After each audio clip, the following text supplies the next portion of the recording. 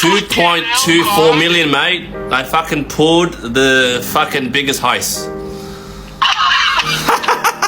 Oh my god, I can't fucking believe it. Just before Christmas, I just helped a small business owner in Sydney, a freight business, a trucking business, to obtain a home loan, which they would never in their right mind would have obtained if we didn't go through this Switcheroo strategy. This is called the Switcheroo strategy. Listen to this phone call.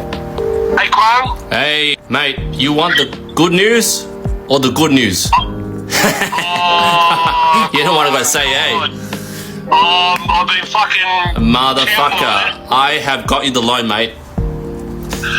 2.24 million, mate. I fucking pulled the fucking biggest heist.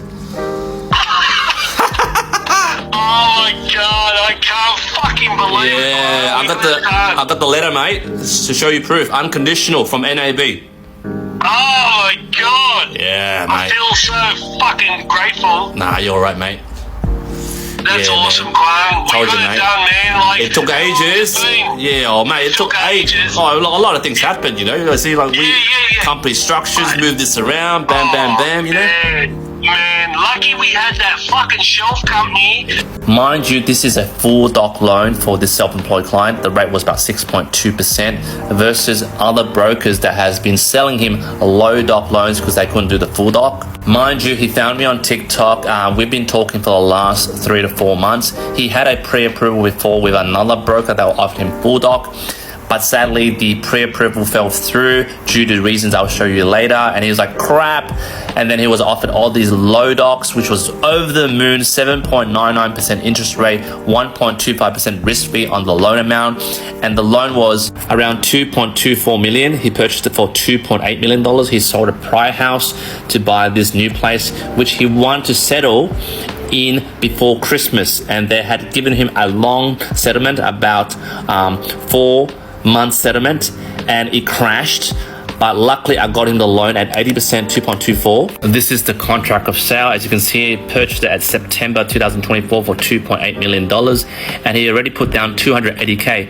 If he couldn't get the finance, he would have lost his hard-earned money of $280,000. As you can hear from the footage, he was ecstatic with the result that we got for him. We got him a full doc loan and bypass all these issues that the previous brokers did with some holistic lending over here, which I'll show you. You see, he has a trucking business, many trucks going out, bam, bam, bam, doing freight delivery and all that stuff, right? Family-run business. The setup was he had a partnership with his wife, and the partnership was set up in 2017, and then the accountant was like, hey, change it to a P2A LTD because obviously you're making over 500K. They did. They had set up a main company over here, P2A LTD. This was registered in 2022, GST as well. This had the wife and the husband.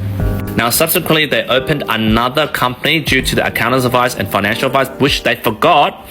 And this was registered in 2023, 1 year after this one, but this is 100% in the wife's name. Now, the problem with the previous pre-approval, which they got in August, prior to speaking to me, because they purchased the property in September 2024, thinking, hey, it was fine, I got a pre-approval with this,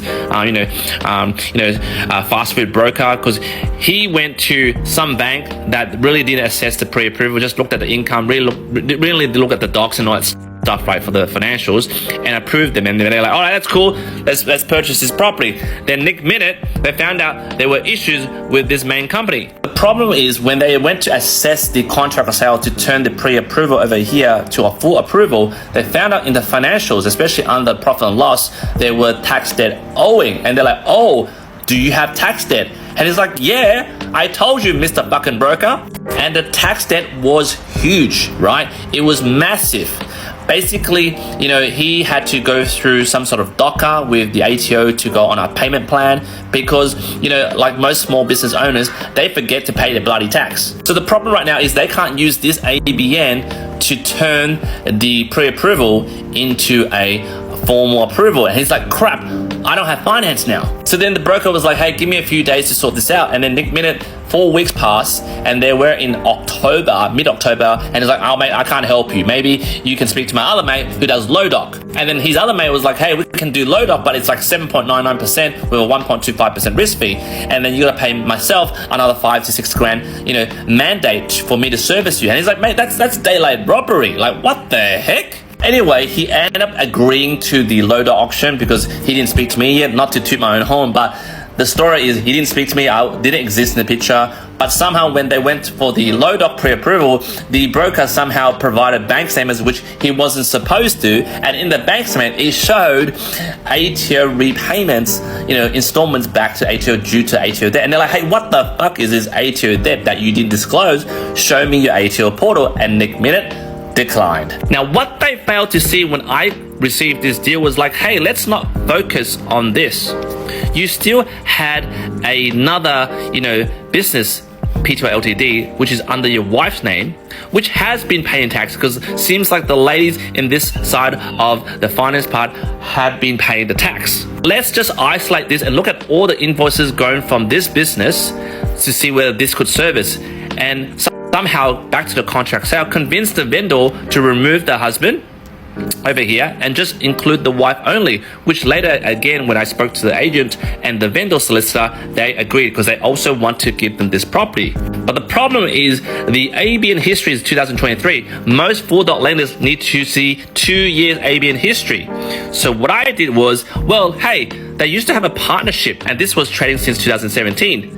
What we did was we convinced the bank to link this partnership ABN to this, so it formed a more than a 2-year plus relationship, therefore overriding the need to reject the wife's income based on the premise that it was a less than 2-year ABN.